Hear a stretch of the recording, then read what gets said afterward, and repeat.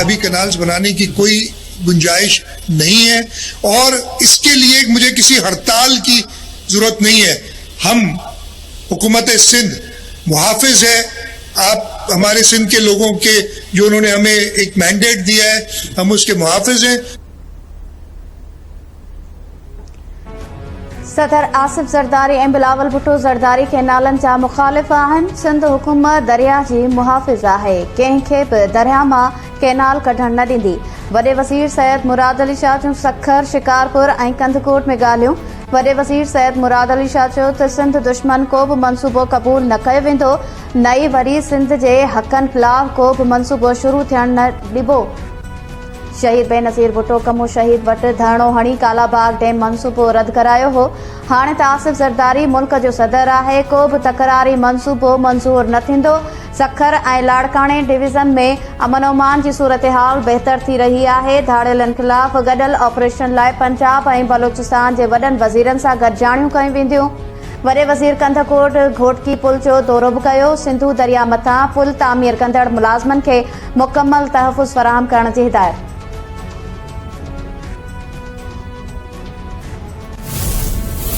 सिंध का एक कतरा पानी भी किसी दूसरे सूबे के तरफ जाने का सवाल ही नहीं पैदा होता। एसएन इकबाल भले पंजाब जो प्रोफेसर है, अफलातून वज़ीर रहियो हुजे, अॻु में पीएसटीपी हुजे, विजन 2025 हुजे, उन में भी ना घपला करे सिंध जी जेको स्कीम ॿाहिरि रखियूं। पानी जे मामले ते हिन हमेशह ग़लति बयानियूं कयूं ऐं हींअर बि सिंध खे शायदि कानूनी सम्झाइण चाहे पियो। इहा भुल ऐं ग़लती हू कॾहिं न करे, पर चोलिस्तान जे हवाले सां असां ॾिठो त हीअ ग्रीन इनिशिएटिव जे नाले में इलाही शयूं जेको आहे इफ़्तिताह पिया कनि। छा पाकिस्तान जो मतिलबु रुॻो पंजाब आहे? जे सभिनी जेका कोलीग्स जेके सिंध असेंबली ऐं नेशनल असेंबली में वेठा आहिनि, त उन्हनि या सेनेट में रेज़ोल्यूशन आणियो, ख़ासि करे सिंध असेंबली वारा करारदाद आणियो, इहो ज़रूरी आहे। ऐं तव्हां माण्हू जी जेको आहे वोट जी उहा माण्हू खे ॿुधायो त तव्हां हक़दार आहियो वाकई। पीपल्स पार्टी जी अॻूणी सेनेटर ससी पलीचो जो एहसन इकबाल ते तनक़ीदी वार। पंहिंजी पार्टी जे चूंडियल नुमाइंदनि खां कैनालनि वारे मामले ते ठहराउ आणण जो मुतालबो बि करे छॾियो।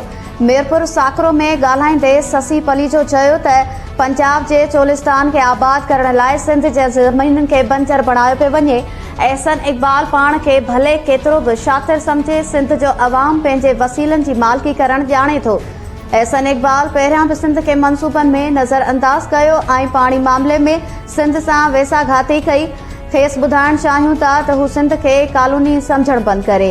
ग्रीन इनिशिएटिव जे नाले ते सिंध जी ज़मीनुनि ते वालार बि मंज़ूर नाहे। ससी पलीचो पंहिंजी पार्टीअ जे चूंडियल नुमाइंदनि खे मुख़ातिब थींदे चयो त क़ौमी असेंबली ऐं सेनेट ख़ासि तौर सिंध असेंबली जा दोस्त कैनालनि वारे मामले ते ठहराउ आणे साबित कनि त हू वोट जा हक़दार आहिनि। सिंधू दरिया ते 6 नवां कैनाल ठाहिण ख़िलाफ़ JUI जे सॾ ते सिंध जे मुख़्तलिफ़ शहरनि में मुज़ाहिरा। हैदराबाद, सखर, कंदकोट, लाड़काणो, जैकबाद, ठट्टो, नवाबशाह, सिजावल, उमरकोट, टंडो आदम, कंबर, बाढर, दादू, खैरपुर ऐं ॿियनि शहरनि में रैलियूं। कैनाल रिथा ख़िलाफ़ क़ौमी अवामी तहरीक जो मीरपुर साकरो खां ठट्टे ॾांहुं पैदल मार्च।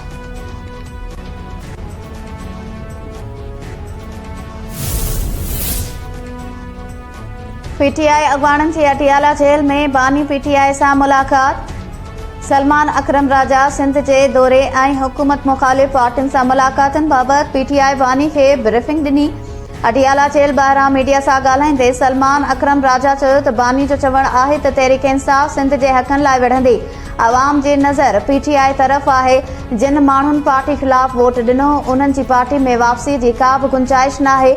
जेके माण्हू 26 तरमीम दौरान ग़ाइब हुआ ऐं पार्टी क़यादत सां राब्ते में न हुआ, उन्हनि जो बि मरहलेवार फ़ैसिलो कयो वेंदो। शेर अफ़ज़ल मुरवत पार्टीअ खां ॿाहिरि थी चुको। शेर अफ़ज़ल बाबति पार्टी जे कयल फ़ैसिले में का बि तब्दीली न थींदी। पार्टी पॉलिसी बिल्कुलु वाज़े आहे।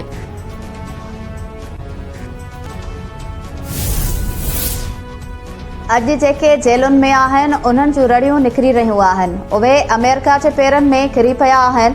मूं बि अमेरिका में तालीम हासिल कई, माज़ीअ में जेलूं काटियूं, पर कॾहिं बि अमेरिकी कांग्रेस जे मेंबर्स खे हथ ॿधी मिनथूं न कयूं।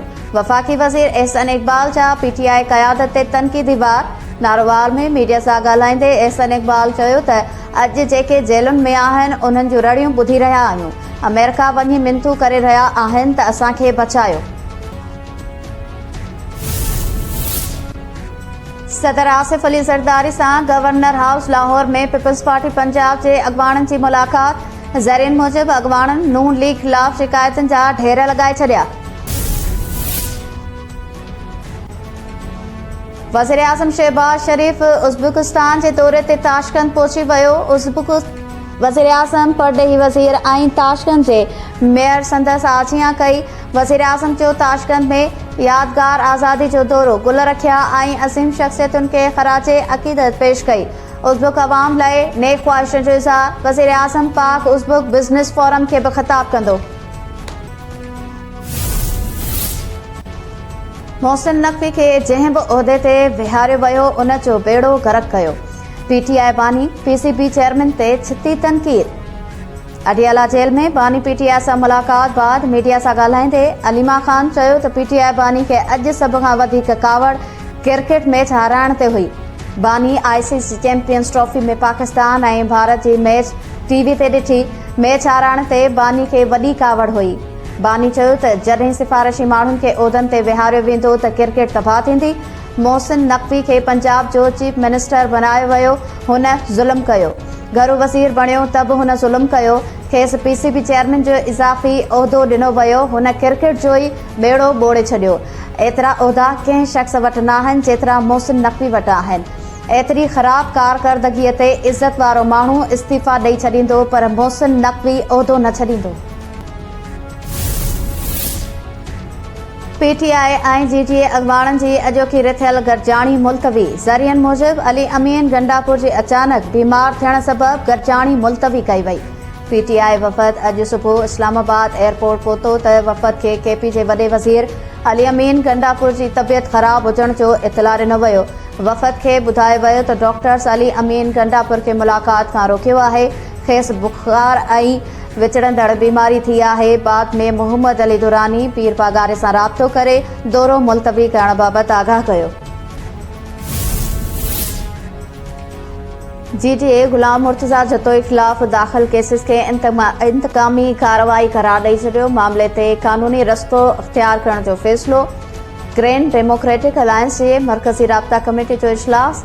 सदर दीन शाह राशिदी जी सदारत हेठि थियल इजलास में जीटीए अॻवाननि मुर्तज़ा जतोई ख़िलाफ़ दाख़िल कयल केसिस बाबति गॾियल मौक़िफ़ इख़्तियार कंदे चयो त मुर्तज़ा जतोई ख़िलाफ़ दाख़िल कयल समूरा केस कूड़ा बेबुनियाद ऐं इंतकामी कार्रवाई आहे। मुर्तज़ा जतोई 3 केसिस में अदालत मां ज़मानत वरिती पर ॿीहर खेसि हिक ॿिए कूड़े केस में फासायो वियो आहे। ज़िम्मेवारनि ख़िलाफ़ अदालत जो दर खड़कायो वेंदो।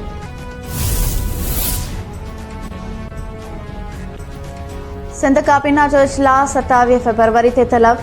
वज़ीर आला हाउस में सॾायल इजलास में 29 नुकाती एजेंडा ते गौर वीचार कयो वेंदो। इजलास में कमंद ऐं कणक जी इमदादी क़ीमत मुक़ररु करण ऐं 2022 में ख़राब थियल सरकारी कणक कढण जे हवाले सां फ़ैसिलो कयो वेंदो। सिंध काबीना जे इजलास में औरतुनि में इलेक्ट्रिक मोटरसाइकिल्स विरहाइण बाबति 30 करोड़ रुपया ग्रांट जारी करण ऐं प्रोसिक्यूटर जनरल फैज़ुल हसन शाह जे इस्तीफ़ा मंज़ूर करण जे हवाले सां गौर कयो वेंदो। फ़ौजी मिल्कियतुनि ते हमिलो कयो वियो। ज़ाहिर आहे त सिक्योरिटी कंहिं फ़ौजी वटि हूंदी। जिते फ़ौजी शमूलियत हूंदी उते फ़ौजी अदालत शामिल थी वेंदी। जस्टिस हसन अज़हर रिज़वी जा फ़ौजी अदालतुनि में सिविलियंस जे ट्रायल ख़िलाफ़ अपीलुनि ते ॿुधणी दौरान रिमार्क्स। जस्टिस जमाल मंदोखेल चयो त जेकॾहिं फ़ौज में शामिल माण्हू आहिनि जे आर्टिकल 8.3 तहत अचनि था त खेनि आर्टिकल 10A बि हासिल नाहे, जंहिंजो मतिलबु आहे त ट्रायल किथे बि थी सघे थो। जस्टिस मुसरत हिलाली रिमार्क्स ॾिना त जवाबदार जो स्टेटस न पर ॾोह ॾिसी ट्रायल थी सघे थो। जस्टिस नईम चयो त आर्मी चीफ जे मुदे में वाद वारो कानून मौजूदु न हो। सुप्रीम कोर्ट जी हिदायत ते आर्मी चीफ जी नौकरी वारे मुदे में वाद बाबति कानून साज़ी कई वई।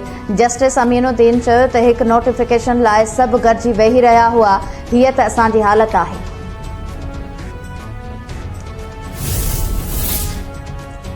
इस्लामाबाद जी अदालत ऑडियो लीक्स केस में केपी जे वॾे वज़ीर अली अमीन गंडापुर जा ज़मानत न थियण जोगा गिरफ़्तारी वारंट्स बरक़रार रखी छॾिया। एडिशनल सेशन जज अब्दुल गफूर काकड़ जी अदालत में ऑडियो लीक्स केस जी ॿुधणी दौरान अली अमीन गंडापुर पेश न थियो। अदालत वारंट बरक़रार रखंदे ॿुधणी 6 मार्च ताईं मुलतवी करे छॾी। सिंध हाई कोर्ट मुस्तफ़ा आमिर क़त्ल केस जे जवाबदार अरगमान जो रिमांड न ॾींदड़ एटीसी जज जा इंतज़ामी अख़्तियार वापसि वठी छॾिया। जस्टिस ज़फ़र राजपूत जी सरबराही में 2 रुकनी बेंच तफ़सीली फ़ैसिलो जारी करे छॾियो। वक़्ती प्रोसिक्यूटर ॿुधायो त अदालत रिकॉर्ड टेम्परिंग जे इल्ज़ामनि खां पोइ जज खां अख़्तियार वापसि वठण जी सिफ़ारिश कई आहे। सिंध जे तालीम खाते रमज़ानुल मुबारक सबबि सालियाने इम्तिहाननि जो शेड्यूल तब्दील करे छॾियो। 9 ऐं 10 जा इम्तिहान हाणे 7 अप्रैल खां शुरू थींदा ऐं 25 अप्रैल ताईं जारी रहंदा। 9 ऐं 10 जा प्रैक्टिकल 10 मार्च खां शुरू थींदा। 11 ऐं 12 जमात जा इम्तिहान 28 अप्रैल खां वरिता वेंदा। बुलड़ी शाह करीम मां गुज़रंदड़ कारो गूंगड़ो सिम नाले में ज़हरीलो पाणी नेकाल करण ख़िलाफ़ आबादगारनि जो टंडो मोहम्मद खान में पैदल मार्च। आबादगारनि जो चवणु हो त हैदराबाद जे सनअती इदारनि ऐं कारखाननि जो ज़हरीलो पाणी सिम नाले में नेकाल कयो वञे थो, जेको ज़राअत तोड़े ॿी जीवत लाइ हानिकार आहे। ज़हरीली पाणी जो नेकाल बंदि करायो वञे। कराची जो मेयर मुर्तज़ा वहाब ऐं डिप्टी मेयर सलमान अब्दुल्ला मुराद अब्बासी शहीद अस्पताल जे लिफ्ट में फांसी पिया। 10 मिंटनि जी कोशिशनि बाद मेयर मुर्तज़ा वहाब ऐं सलमान अब्दुल्ला मुराद खे लिफ्ट मां ॿाहिरि कढियो वियो। मुर्तज़ा वहाब अब्बासी शहीद अस्पताल जे हेमोफिलिया सोसाइटी ट्रीटमेंट जो इफ्तिताह करण लाइ आयो हो।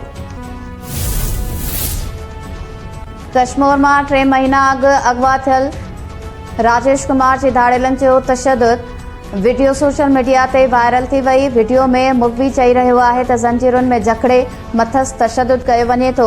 धाड़ेलनि जा मुतालबा पूरा करे खेसि बाज़ियाब करायो वञे। 3 महीना अॻु धाड़ेल राइस मिल मां हथियारनि जे ज़ोर ते राजेश कुमार खे अगवा करे विया हुआ। मलीर में नौजवान ज़ाहिद मीराणी ऐं आरिफ उतेरो जा क़ातिल गिरफ़्तार न थियण ऐं बदअमनी ख़िलाफ़ सिविल सोसाइटी ऐं शहरनि जो धरणो। सिविल सोसाइटी ऐं शहरनि गुलशन हदीद खां रैली कढी क़ौमी शाहराह ते धरणो हयो। मुज़ाहिरनि चयो त ज़ाहिद मीराणी खे गुलशन हदीद ऐं आरिफ उतेरो खे घग्घर फाटक में क़त्ल कयो वियो। जवाबदार अञा ताईं कानून जी पकड़ खां आजा आहिनि। जैकबाद वेझो पुरस्कार नमूने गोली लॻण सबबि नींगरी मारिजी वई। ॻोठ नए ज़ंगी में घर अंदरि पुरस्कार नमूने गोली लॻण सबबि नींगरी ख़ालदा खोसो ज़ख़्मी थी। नींगरी खे अस्पताल नियो पियो वियो त हुन रस्ते में दम ॾेई छॾियो। वाक़े जो कारण मालूम न थी सघियो। ऐं ICC चैंपियंस ट्रॉफी में ऑस्ट्रेलिया ऐं ॾखण अफ्रीका जी अहम मैच बरसात सबबि न थी सघी। रावलपिंडी में तेज़ बरसात सबबि मैच टॉस खां सवाइ ख़तमु कई वई। 1-1 पॉइंट मिलण बाद ॿिन्ही टीमुनि जूं 3-3 पॉइंट्स थी वियूं। ग्रुप ए मां भारत ऐं न्यूज़ीलैंड जूं टीमूं पहिरियां ई सेमीफाइनल में पहुची चुकियूं।